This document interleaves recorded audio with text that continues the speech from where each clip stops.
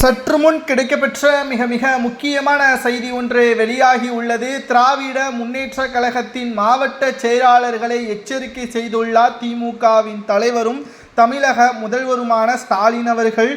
நெல்லை வடக்கு மற்றும் தெற்கு மாவட்டங்களில் எந்த ஒரு தொகுதிகளிலும் திமுக தோல்வி அடைந்தால் அதற்கு முழுமையான பொறுப்புகளை ஏற்று பதவியை ராஜினாமா செய்ய வேண்டும். இல்லை என்றால் கட்சியின் தலைமை மிக மோசமான நடவடிக்கையை மேற்கொள்ளும் என்று ஸ்டாலின் அவர்கள் இன்று நடைபெற்ற மாவட்ட செயலாளர்கள் கூட்டத்தின் பொழுது தெரியப்படுத்தியுள்ளார்.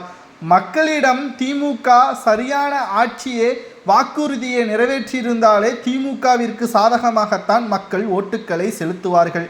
ஆனால் திமுகவோ மக்களை ஏளனமாகவும் சட்டத்திற்கு எதிராகவும் பாதுகாப்பு இல்லாத சூழலாகவும் தமிழகத்தில் திமுகவின் ஆட்சி நடைபெற்று கொண்டிருக்கிறது. இதுவரைக்கும் விவசாயிகள் தங்களது பயிர்களில் விளையக்கூடிய ஒட்டுமொத்த பாதுகாப்பை திமுக அரசு ஏற்படுத்தியுள்ளதா?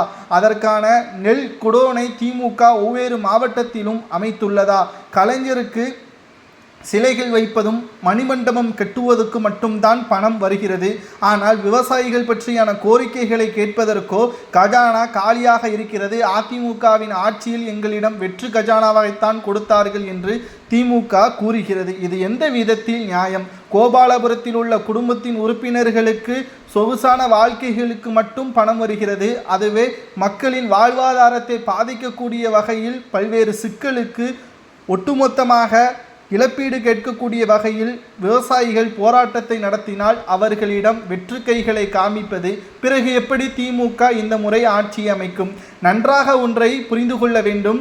2011ஆம் ஆண்டு முதல் 2021 சட்டசபை தேர்தல் வரை திமுக ஆட்சியை அமைக்கவில்லை. ஆனால் மிகப்பெரிய ஒரு வெற்றியை ஏற்படுத்தும் திமுக ஆட்சி அமைந்த பிறகு தமிழகத்தில் மிகப்பெரிய ஒரு மாற்றத்தை கொண்டு வரும் என்றெல்லாம் திமுகவிற்கு ஆதரவாக பேசினார்கள். திமுகவும் வெற்றியடைந்தது. ஆனால் 3.5% வித்தியாசத்தில்தான், சில லட்சங்கள் 1.5 லட்சங்கள் வித்தியாசத்தில்தான் திமுக ஆட்சியை கைப்பற்றியது. அப்படியானால் மக்களுக்கு எந்த அளவிற்கு திமுகவின் மீது கோபம் இருந்திருக்கிறது?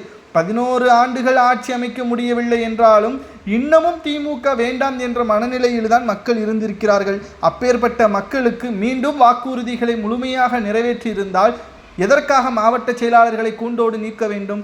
நீங்கள் பதவியில் இருக்க